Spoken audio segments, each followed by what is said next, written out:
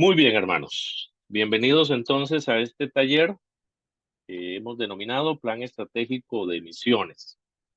¿De qué se trata esto? ¿Cómo le vamos a entrar? ¿Cómo lo vamos a trabajar? Bueno, para introducirnos necesitamos hacernos algunas preguntas. Normalmente, las iglesias desarrollan y escriben declaraciones de visión, misión y propósito. Probablemente la mayoría de nuestras iglesias ya las tienen, ¿no? Por eso fue que incluso ayer enviamos unas instrucciones para que las pudieran buscar, las pudieran tener a mano, porque queremos partir de ahí precisamente. Ese trabajo de escribir, de desarrollar declaraciones de visión, misión y propósito, normalmente es un trabajo arduo, no es tan fácil hacerlo, no es tan sencillo. Se invierten muchas horas en esto. Pero a veces sucede que tenemos las declaraciones allí y tal vez no las usamos tanto como debiéramos, no las aprovechamos. Bueno, cuando hablamos de hacer una planificación estratégica, precisamente necesitamos partir de allí, porque esto tiene que estar conectado. La visión, misión, propósito de una iglesia obviamente debe estar conectada con lo que hace, con el plan de trabajo que va a realizar. Entonces, una primera pregunta que nos lanzamos aquí es si nuestras iglesias tienen este tipo de declaraciones. Obviamente, pues aquí habrá respuestas de sí para algunas y quizá algunas no.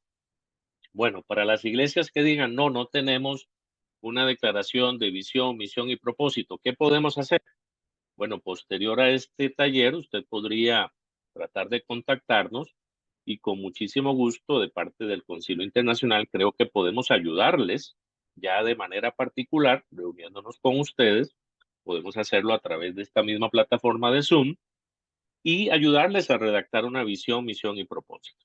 De hecho, parte del trabajo quizás ya está adelantado porque hace 5 años, en una consulta internacional de pastores que tuvimos, se definió internacionalmente por parte del concilio de TWM para toda la familia TWM una visión, misión y propósito. Declaraciones que podrían servirles entonces a las iglesias que no tienen una en este momento.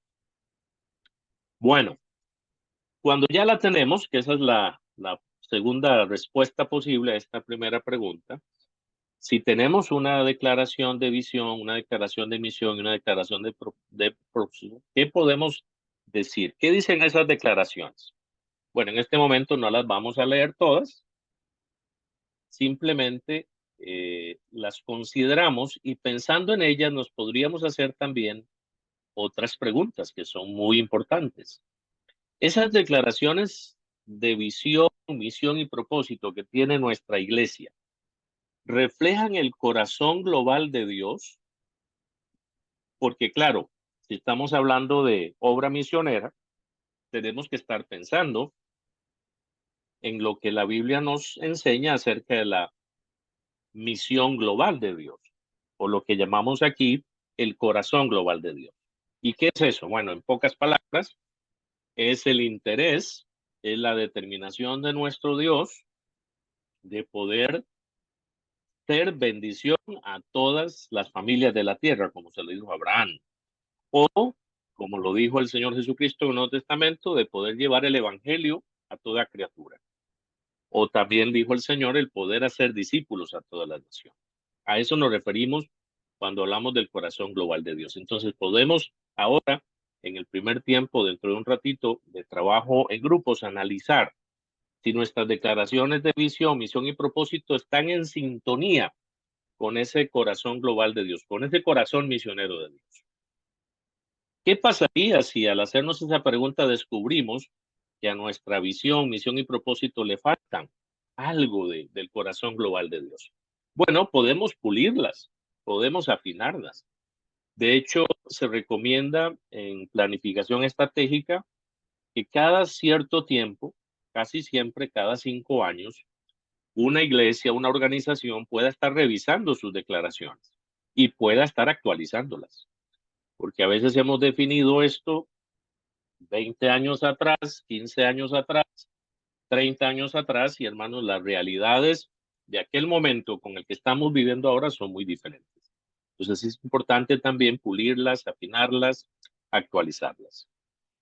Si están conectadas nuestra declaración de visión, misión y propósito con el corazón misionero de Dios, pues vamos bien. Ese es un punto a favor. Y aquí precisamente podemos también hacernos una siguiente pregunta. Estas declaraciones, visión, misión y propósito de nuestra iglesia local, ¿identifican claramente la misión de la iglesia? Es decir, podemos ver allí con facilidad, con prontitud, con claridad la misión de la iglesia. Y bueno, ¿qué es la misión de la iglesia? Ya lo hemos dicho. Tiene que ver igual con el corazón misionero, el corazón global de nuestro Dios. La misión es salvar todo lo que se ha perdido. En palabras del Señor Jesucristo, rescatar la humanidad que ha sido afectada por el pecado, y no solo la humanidad, sino incluso la creación entera. Entonces, estamos viendo en esas declaraciones nuestras claramente la misión de la iglesia. Ahí está marcada, identificada con claridad la misión de la iglesia. De nuevo, a esta pregunta podríamos encontrar una respuesta negativa. Alguien pudiera decir, no, no la veo tan claramente. ¿Qué podemos hacer? Bueno, podemos trabajar entonces puliendo esas declaraciones para que estén en sintonía con la misión de Dios.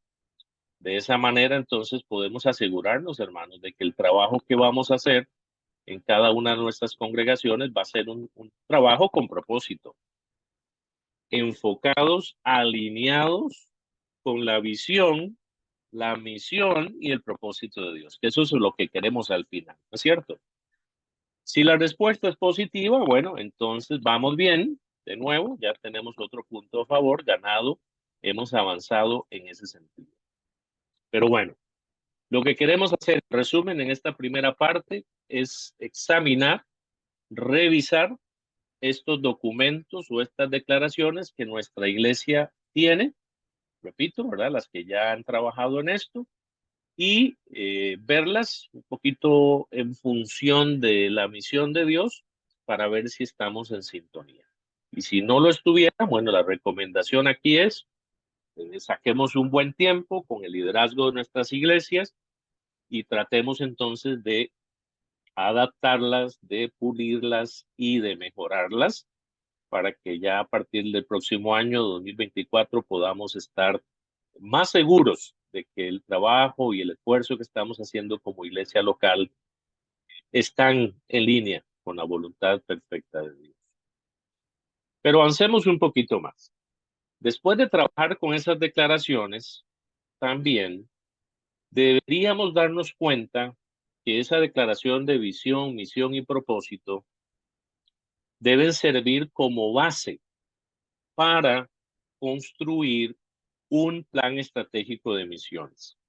Esas declaraciones deberían ofrecernos también la motivación suficiente para que la iglesia dé un paso más, porque a veces nos hemos quedado solamente escribiendo las declaraciones de visión, misión y propósito, pero hemos ido más allá. Y sí hay un más allá. Después de las declaraciones, lo que normalmente debería hacerse es que nos sentamos a construir un plan de trabajo. Y ese plan de trabajo es un plan que precisamente se va a derivar de esas declaraciones. Nos vamos a sentar a poner ya, por decirlo de alguna manera, las declaraciones de visión, misión y propósito son como el esqueleto del trabajo que hacemos como iglesia. Pero el plan estratégico de misiones es la carne que vamos a poner allí, los músculos que vamos a poner allí. Entonces necesitamos complementar las dos cosas. Y de eso, del Plan Estratégico de Misiones, que lo abreviamos aquí como PEM, es de lo que queremos hablar hoy principalmente. Y les hacemos la pregunta, mis hermanos. ¿Tienen ustedes como iglesia escrito un plan estratégico de misiones? Otra vez, a esta pregunta, la respuesta podría ser no, Entonces, nuestra recomendación, nuestra invitación hoy respetuosa es animarlos a escribir uno, a sentarse a construir un plan que les pueda ayudar. Los planes son herramientas, ¿verdad?, que vamos a utilizar para poder realizar de una mejor manera el trabajo en la obra del Señor. Otros podrían decir, sí, ya tengo un plan escrito, perfecto. Entonces vamos a revisar hoy también en este taller si ese plan está bien construido o si necesita también mejorarse.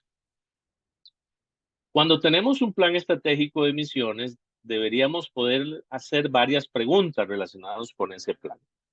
¿Cuáles son?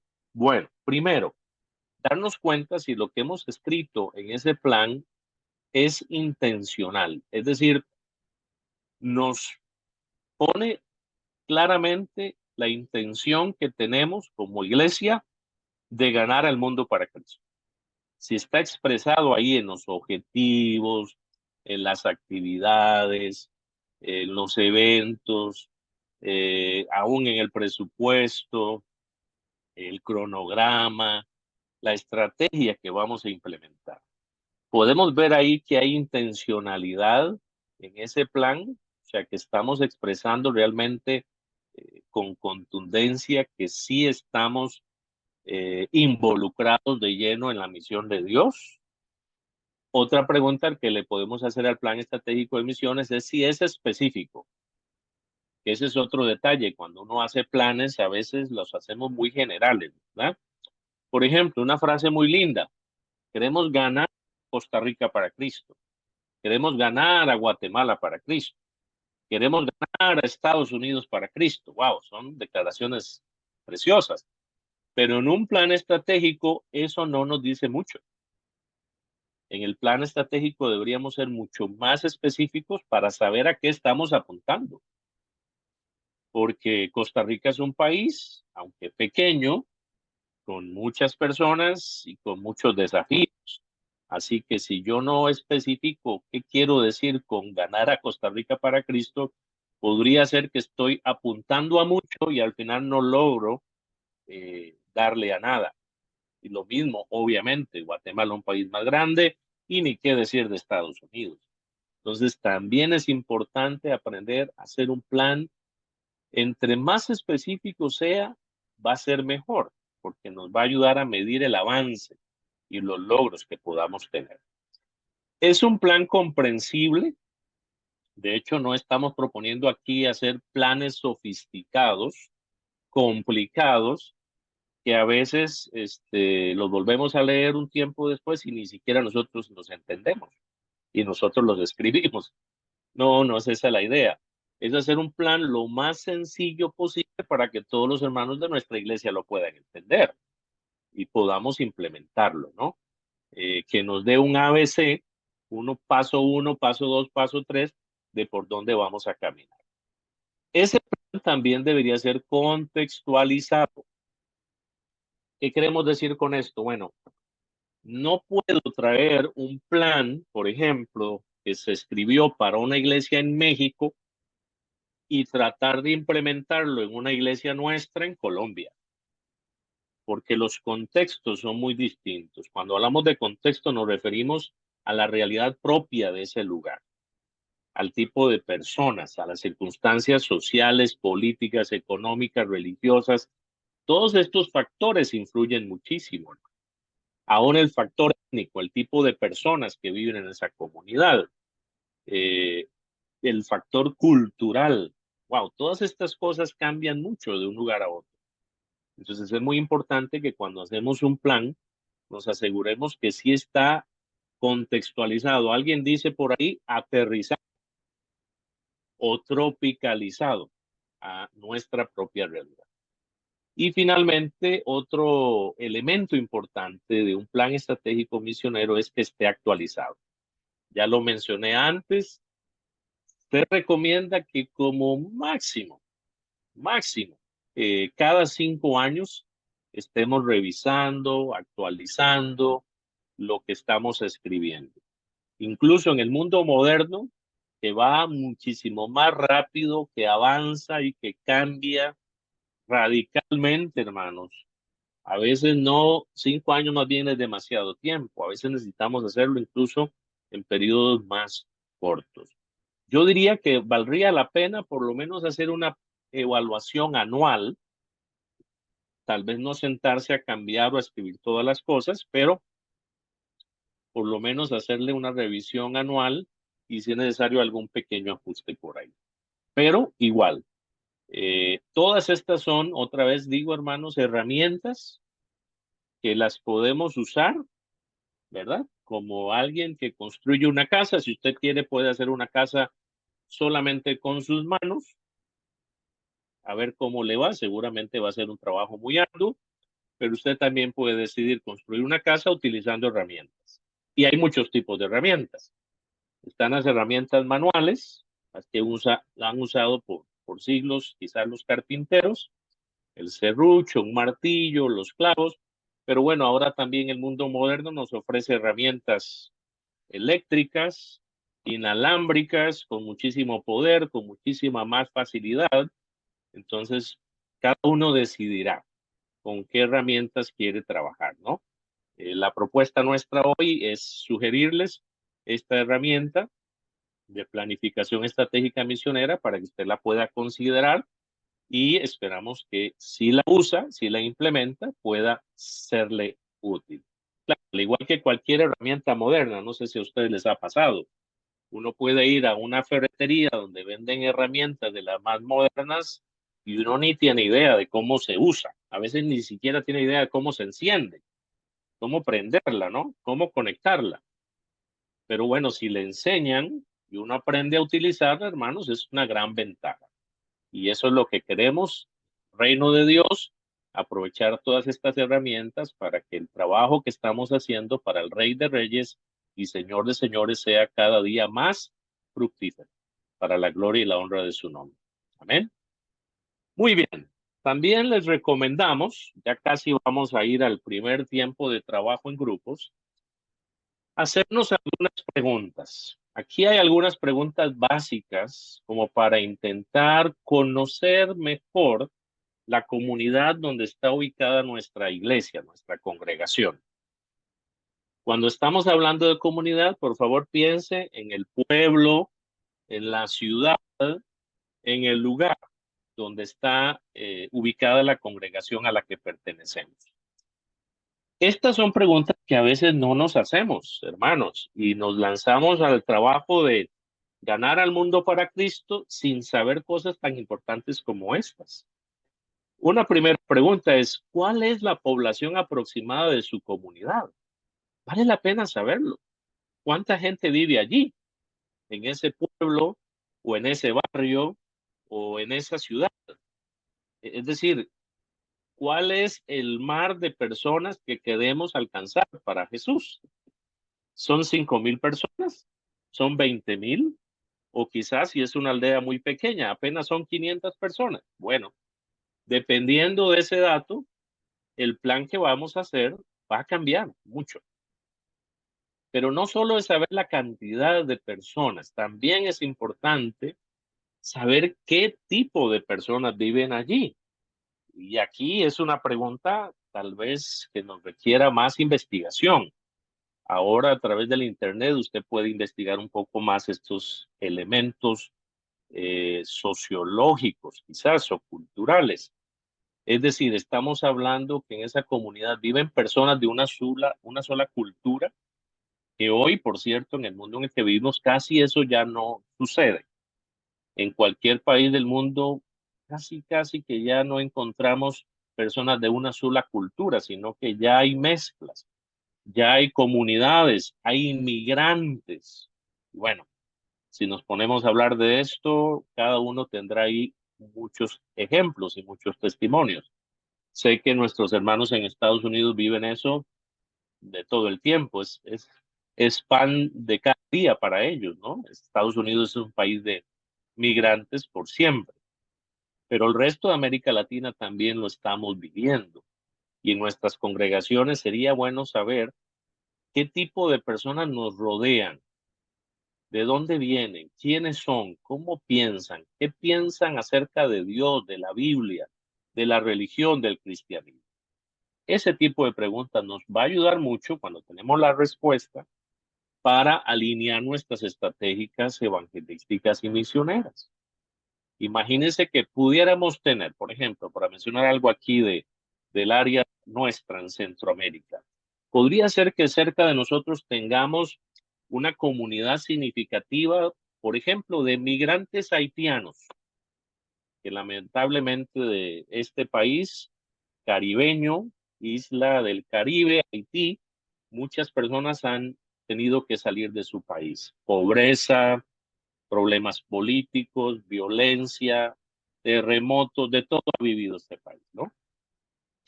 Si tenemos una comunidad haitiana cerca de nosotros, ¿qué vamos a hacer? Dios nos está llamando a alcanzarlos a ellos, Dios nos está llamando a compartirles el evangelio. Seguramente que sí, pero ¿cómo lo vamos a hacer? Bueno, la primera barrera que nos vamos a encontrar probablemente es el idioma. Los haitianos normalmente hablan francés o creol. ¿Estamos preparados para eso? ¿Comunicarnos con ellos? Y de ahí se desprende una serie de preguntas que necesitaremos responder si realmente queremos alcanzarlos con el Evangelio de Jesucristo. Preguntas también importantes. Número 3. ¿Hay otras iglesias o ministerios cristianos evangélicos en esta comunidad o somos nosotros la única iglesia? ¿Y por qué es importante saber eso? Bueno, porque también hemos entendido, bendito sea el Señor, en la familia TWM, en todos los años que yo tengo de ser parte de esta familia, que ya son muchísimos, 35 años o más, siempre he sabido que respetamos a los demás hermanos en la fe de otras iglesias, de otras denominaciones. Y normalmente hemos sido de aquellos que procuramos mantener la unidad del cuerpo de Cristo, buscamos la fraternidad, buscamos formar asociaciones de pastores, ministerios en los cuales compartimos unos con otros y no estamos en competencia con los demás. Hay hermanos de asambleas de Dios, hay hermanos de la iglesia de Dios, hay hermanos, qué sé yo, bautistas, metodistas, lo que sea. Es importante saberlo porque también sería muy lindo que pudiéramos trabajar en cooperación con estos pastores y estas iglesias, si así el Señor lo permite. Y una pregunta más. Este es un sondeo muy general. ¿Qué obstáculos, cuáles son los principales obstáculos que impiden que las personas se conviertan a Cristo? Ahí en nuestra comunidad, ¿qué podemos decir? Sabemos qué es lo que impide que la gente en nuestra comunidad venga al Señor. ¿Cuáles son esas barreras? Bueno, tal vez lo primero que se nos ocurre, vamos a mencionar los problemas sociales o económicos o morales que las personas tienen. Bueno, entonces serían esos problemas oportunidades de servicio.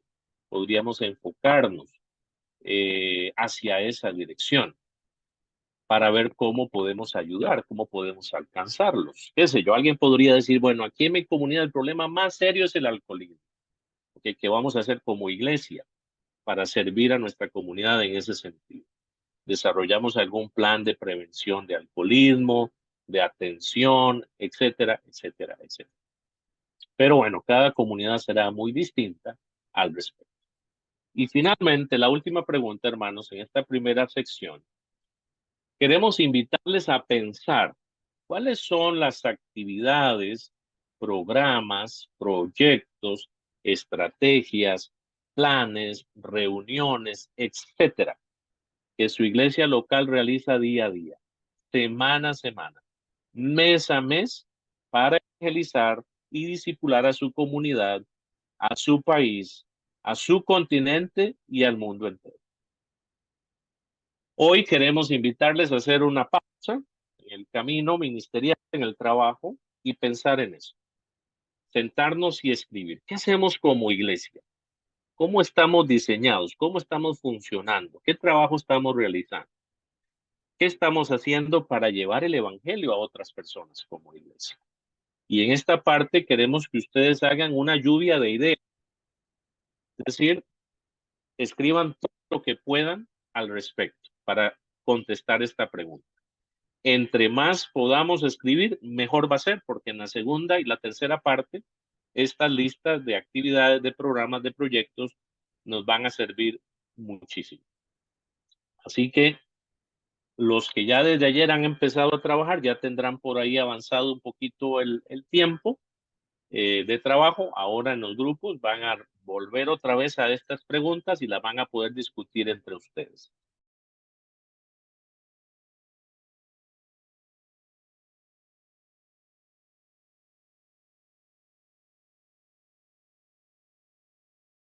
Esta segunda parte del taller del Plan Estratégico Misionero va a estar dedicada a hacer un poquito de exégesis bíblica, digamos, de interpretación del texto de la palabra. Este primer pasaje que encontramos, bueno, en realidad son dos versículos de Apocalipsis, capítulo 5, versículo 9, y también capítulo 7, versículo 9. Le podríamos llamar la meta de Dios o el sueño de Dios, o algunos dirían la escena final de la misión de Dios. Dice la palabra, y cantaban un nuevo cántico diciendo, digno eres de tomar el libro y de abrir sus sellos, porque tú fuiste inmolado y con tu sangre nos has redimido para Dios, de todo linaje y lengua y pueblo y nación. Y he aquí una gran multitud, la cual nadie podía contar, de todas naciones y tribus y pueblos y lenguas, que estaban delante del trono y en la presencia del Cordero. Solo les pido que observemos algunas palabras están aquí subrayadas a propósito para enfatizar precisamente lo que llamamos en la primera parte el corazón global de Dios, la misión global de Dios. A través de la Biblia, Antiguo, Nuevo Testamento, vemos la intención que Dios siempre ha tenido de redimir a toda la humanidad. No es solamente a una familia, la familia de Abraham o de Jacob, no es solamente un país, una nación que llamamos Israel o los judíos, no es solamente un pueblo escogido en el Nuevo Testamento llamado la Iglesia o el cuerpo de Cristo, sino que sigue siendo la intención de nuestro Dios salvar a todos los perdidos, de cualquier nación, de cualquier lengua, de cualquier tribu, de cualquier pueblo. Y si eso es lo que refleja el corazón de Dios, y eso es lo que nos habla la Biblia toda, pues hermanos, pienso yo que con claridad eso también debería ser lo que está en nuestro corazón y lo que debería movernos hacia el trabajo evangelístico y misionero. Y aquí nos preguntamos, ¿cómo se va a cumplir esta gran meta del Señor? ¿Cómo se va a realizar esa gran visión, ese gran sueño? ¿Qué podemos hacer nosotros en nuestra iglesia para contribuir con ella? Porque si Dios está ocupado en esta obra, en este trabajo, en este ministerio, en esta misión, bueno, nosotros deberíamos estar también interesados en unirnos a Él en ese trabajo y colaborar con Él. Bueno, personalmente pienso que la mejor respuesta la encontramos en un versículo también de la Biblia, de la palabra del Señor. El libro de Hechos, capítulo 1, versículo 8, creo que todos conocemos muy bien ese texto. Me parece que si nos enfocamos en cumplir cabalmente, integralmente, este texto, podemos ayudar muchísimo al cumplimiento de la visión global de Dios. ¿Qué dice ese texto? Pero recibiréis poder cuando haya venido sobre vosotros el Espíritu Santo y me seréis testigos en Jerusalén, en toda Judea, en Samaria y hasta lo último de la tierra. Un versículo que conocemos de memoria, lo repetimos, probablemente hemos enseñado, hemos predicado acerca de él, pero yo quisiera hoy en unos minutitos hacer un repaso muy rápido de lo que este versículo nos enseña. Aquí ubicándonos en el mapa de Palestina en tiempos de Jesús, podemos ubicar los lugares que el Señor mencionó. Primero Jerusalén, la capital de Israel o de la nación judía en aquel tiempo. Judea, que era la provincia o la región geográfica donde vivían la mayoría de los judíos, aunque sabemos que también había otra porción al norte, en Galilea.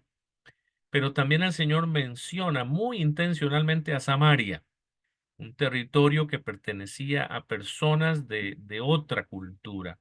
y de otra religión también, con unas diferencias significativas respecto a los judíos, pero que vivían dentro del mismo territorio de Palestina. Y claro, finalmente el Señor también menciona hasta los confines de la tierra o hasta lo último de la tierra, recordándole a sus discípulos cuál es la visión. La misión y visión es global. Todas las naciones, todas las tribus, todas las lenguas, el Señor les dijo a sus discípulos hace más de 2000 años atrás, están dentro de la agenda, deben estar dentro de su plan de trabajo. No los olviden. Así que hablando de Jerusalén, Jerusalén era la ciudad donde vivían los primeros cristianos. Para nosotros hoy significaría la esfera de influencia de nuestra iglesia local, es decir, el lugar donde viven los miembros, la comunidad o la ciudad donde donde está establecida nuestra iglesia, que ya definimos algunas de estas características de las comunidades donde estamos. Y entonces, cuando cada uno de nosotros venga a responder, ¿cuál es su Jerusalén? Claro, vamos a encontrar respuestas distintas, dependiendo de donde estamos en cada lugar, en cada país, en cada ciudad, en cada pueblo. Y aquí podríamos no solo preguntarnos cuál es nuestra Jerusalén, que eso es importante, definirlo, clarificarlo, sino que también necesitamos pensar, bueno, de toda esa lista que hicimos de actividades, programas y estratégicas evangelísticas y misioneras que tenemos en nuestras iglesias, ¿cuáles de todas esas actividades están dirigidas a nuestra Jerusalén? Ahora, cuando ustedes trabajan en grupo, van a responder esa pregunta. Van a revisar la lista de todas las actividades que tienen como iglesia y van a ir chequeando. Esta está dirigida hasta nuestra Jerusalén. Esta está dirigida a nuestra Jerusalén. Pero no solo hay que preguntarse sobre Jerusalén, también Judea es importante aquí.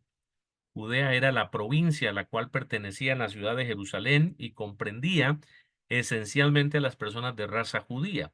Hablaban el mismo idioma, tenían la misma cultura y la misma religión. Para nosotros significaría aquella región donde viven personas que son como nosotros, étnica, cultural y religiosamente.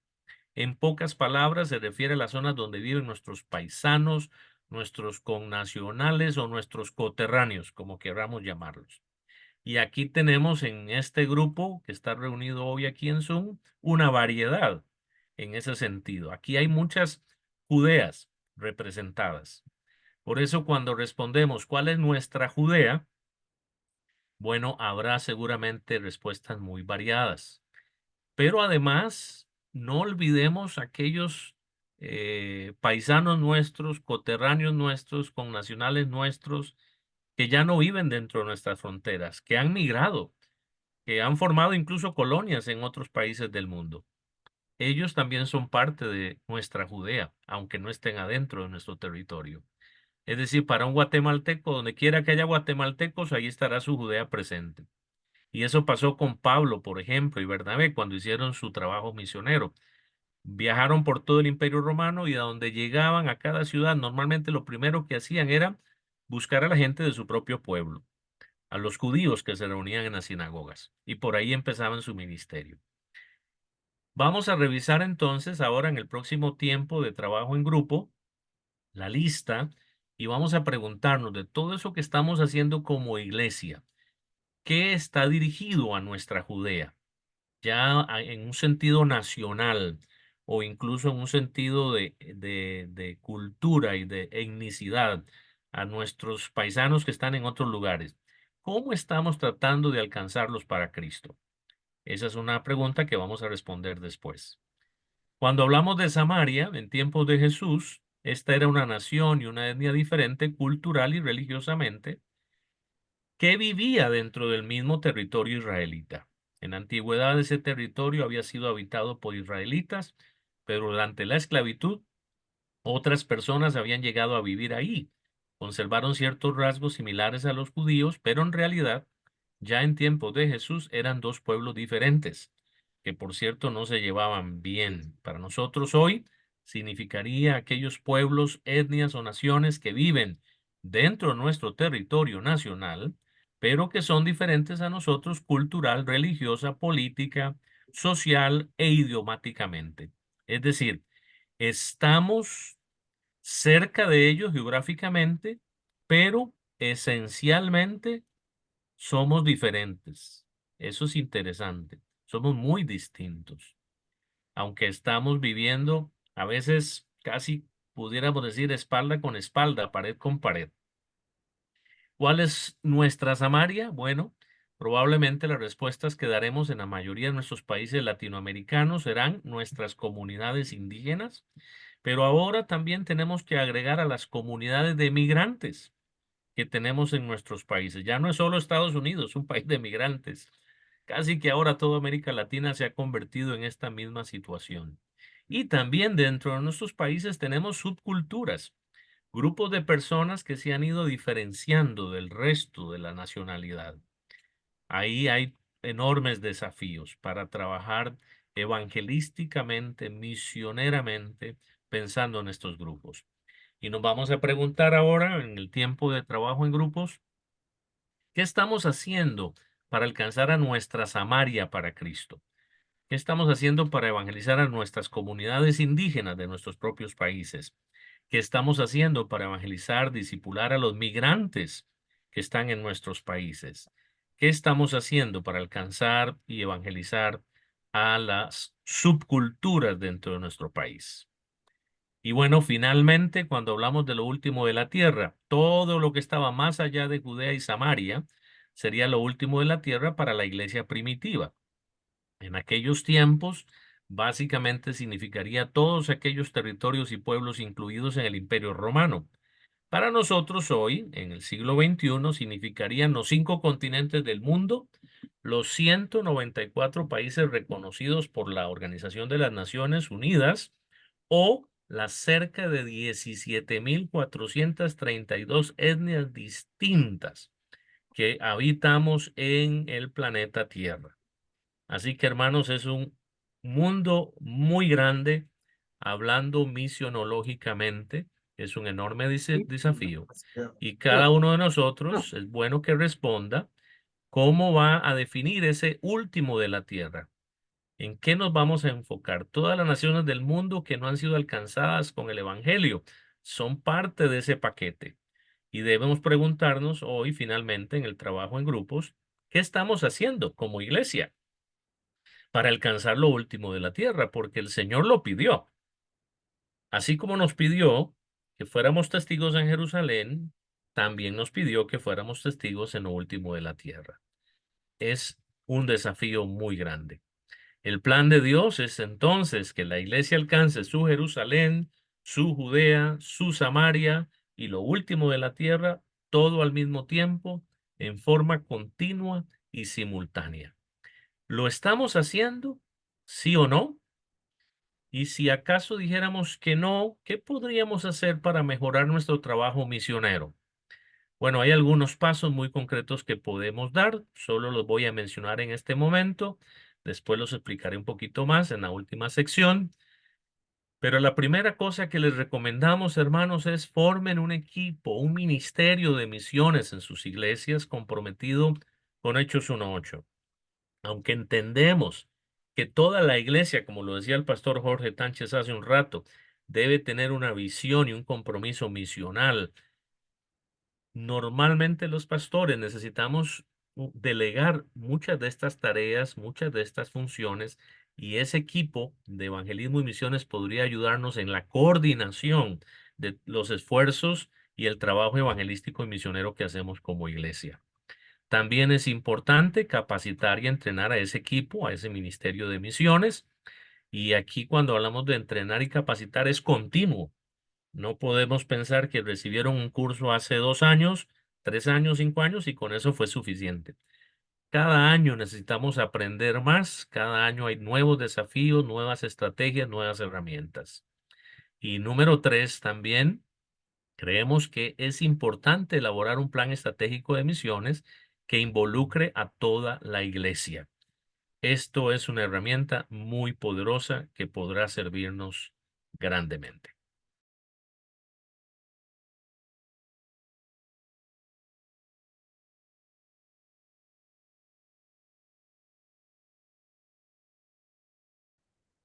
Muy bien, voy a compartir la pantalla entonces para ver la tercera parte de este taller, que tiene que ver precisamente ya concretamente con la herramienta que hemos llamado el Plan Estratégico de Misiones. El Plan Estratégico de Misiones para una iglesia local debería incluir al menos los siguientes 8 elementos esenciales. Los voy a mencionar aquí muy brevemente y luego doy una explicación de cada uno de ellos un poquito más detallada. ¿Cuáles son esos 8 elementos? Bueno, el elemento geográfico, que ya lo hemos ido mencionando en este taller, y que Jesús nos lo introdujo en Hechos 1:8. ¿Dónde va a trabajar la iglesia? Bueno, vamos a definir eso. También el elemento étnico. También ya preguntamos un poco acerca de estas cosas. ¿A quiénes va a evangelizar y discipular la iglesia? ¿Cómo son estas personas? ¿Cómo es su cultura, su religión, su cosmovisión? También el elemento logístico. ¿Cómo los vamos a evangelizar y cómo los vamos a discipular? Aquí es donde planeamos una estrategia. 4, el elemento cronológico. ¿Cuándo lo vamos a hacer? Hay que poner tiempo en el calendario, qué mes, qué semana, qué día. Número 5, obreros, es decir, cuáles miembros de la iglesia van a participar en ese esfuerzo evangelístico o esfuerzo misionero. ¿Todos? ¿Un sector de la iglesia? Bueno, eso se define. Número 6, económico, un elemento muy importante. ¿Cuánto nos va a costar todo este esfuerzo para la iglesia? ¿Cuánto hay que invertir económicamente, financieramente? 7, el elemento cooperativo. Lo acabo de decir. Muchas veces, hermanos, cuando nos lanzamos a proyectos grandes, sobre todo internacionales, vamos a necesitar establecer alianzas con otras iglesias, con otras denominaciones, con agencias misioneras, etcétera, etcétera, etcétera. Número 8, el elemento evaluativo. Vamos a definir cómo y cuándo la iglesia va a analizar los logros, los avances y las dificultades del plan.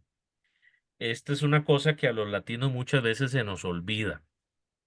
Nos cuesta mucho hacer planes, eso ya de entrada, pero casi siempre en nuestros planes se nos olvida poner este elemento, evaluar cómo nos fue al final de todo el trabajo que hicimos.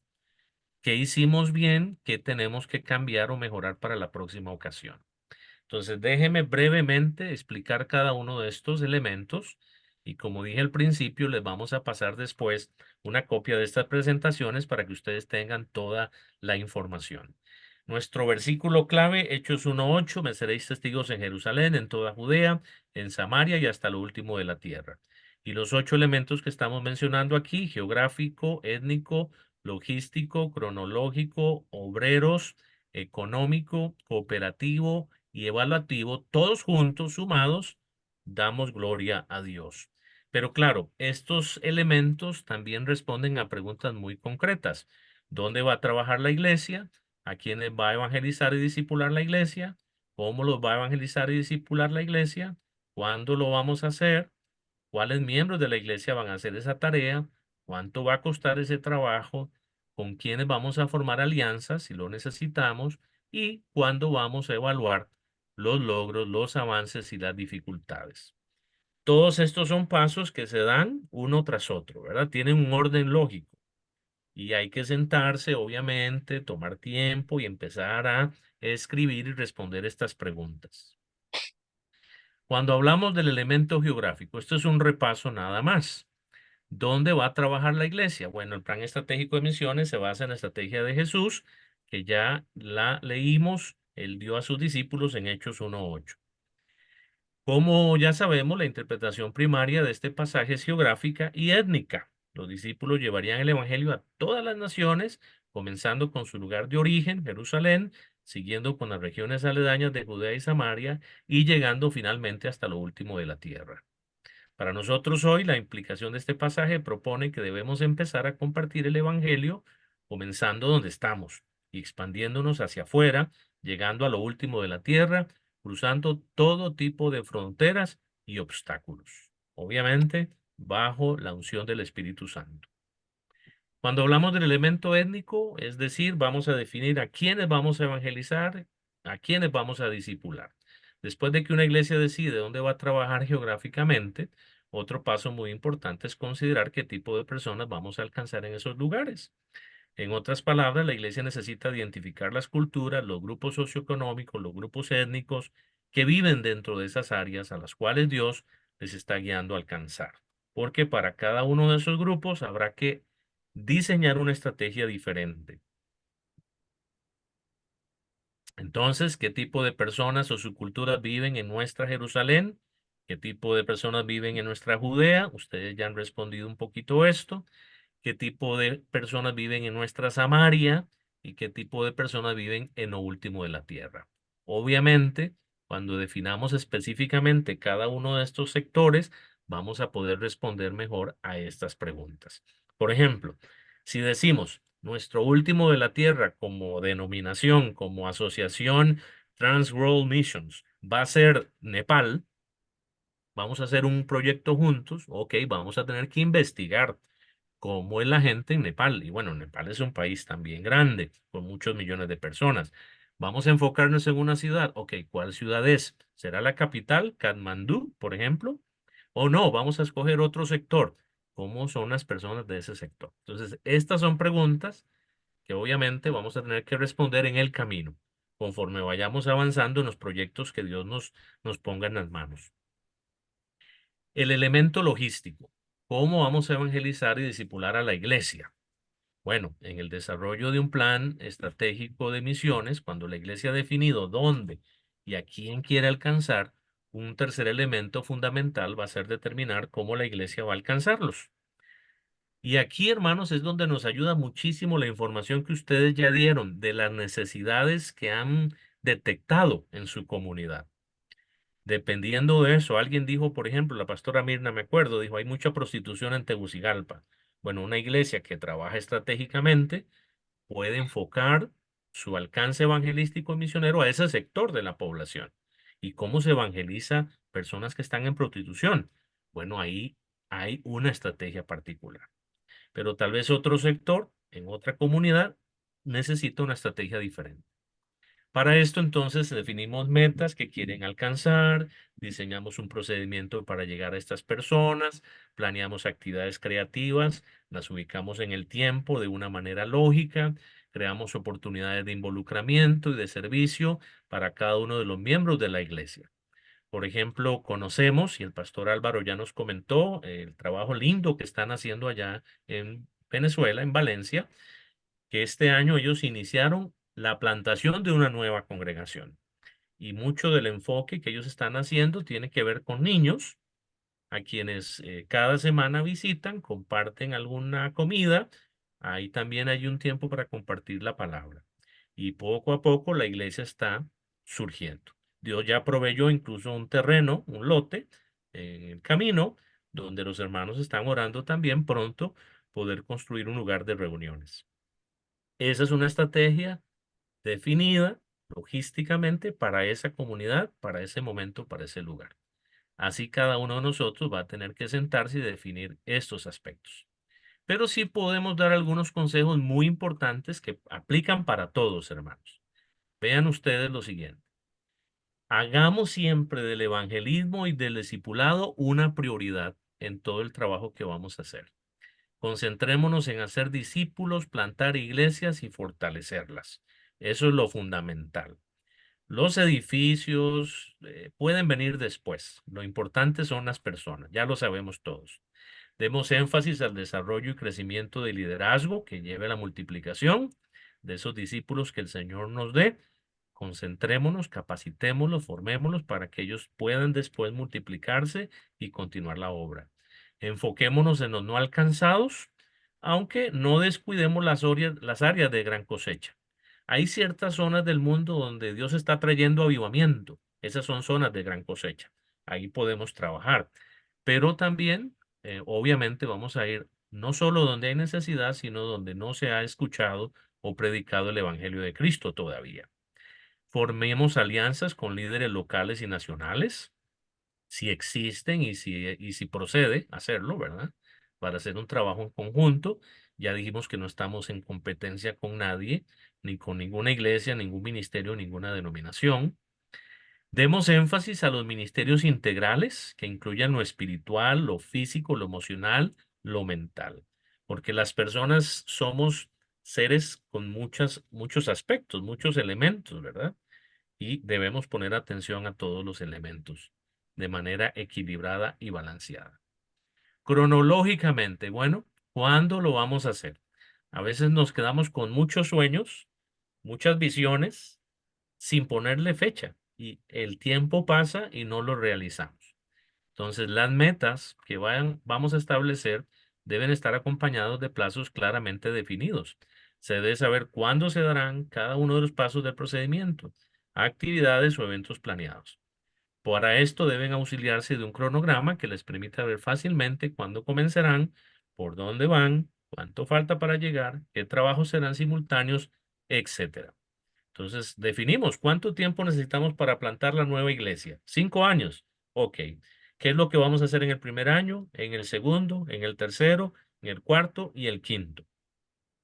Y tratar de planificar lo mejor posible cada una de las fases de crecimiento, de desarrollo de esta nueva congregación o así de cualquier evento. Siempre es necesario ponerlo en el tiempo.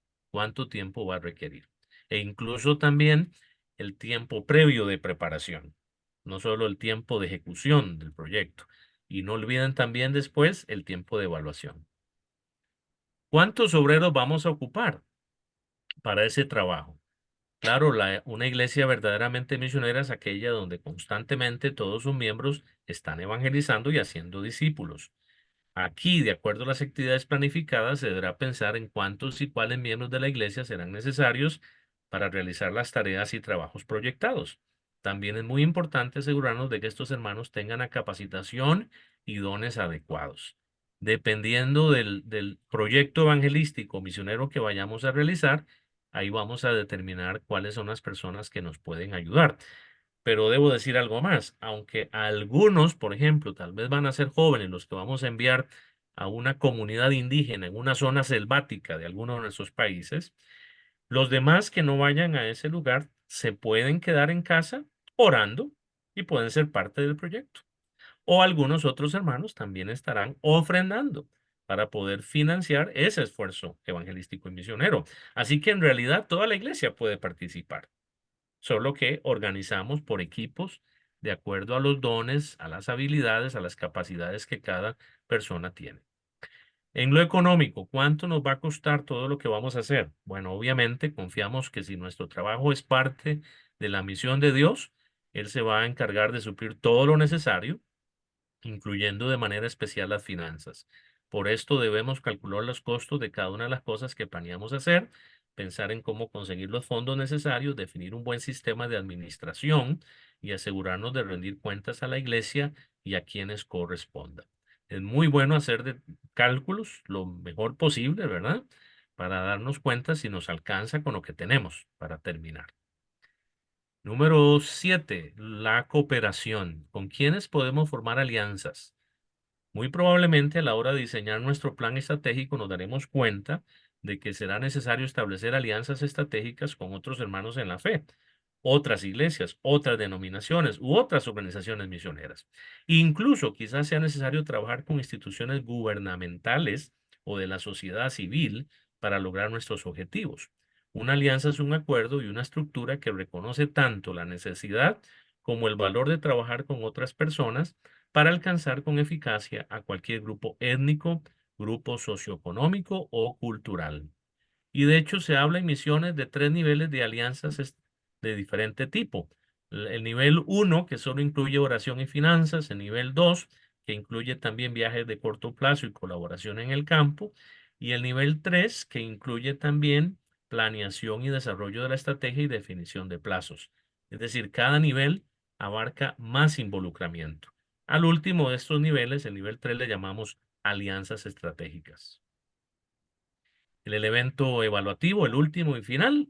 Ese es un evento que casi siempre se descuida a la hora de la planificación, pero en la obra de Dios esto no debe olvidarse. Asegúrense de definir para cada etapa de su plan estratégico los momentos y los instrumentos de evaluación adecuados Lo que deben medir es el avance de las metas definidas previamente, encontrar aquello que hicieron bien y que dio buenos resultados para seguir haciéndolo e identificar lo que no funcionó para corregirlo o no volverlo a hacer. Eso es ser prudentes y sabios. Conclusión de todo esto, hermanos, el plan estratégico de misiones es bíblico, pues está basado sobre una aplicación directa de Hechos 1.8. El plan estratégico de misiones está balanceado, pues toma en cuenta lo geográfico, lo étnico, lo logístico, lo cronológico, los obreros necesarios, lo económico, lo cooperativo y lo evaluativo. Y además también el plan estratégico de misiones incluye a toda la iglesia, pues provee una estrategia unificada para toda la membresía que da a cada creyente una oportunidad de participar. Y aquí simplemente un gráfico resumen.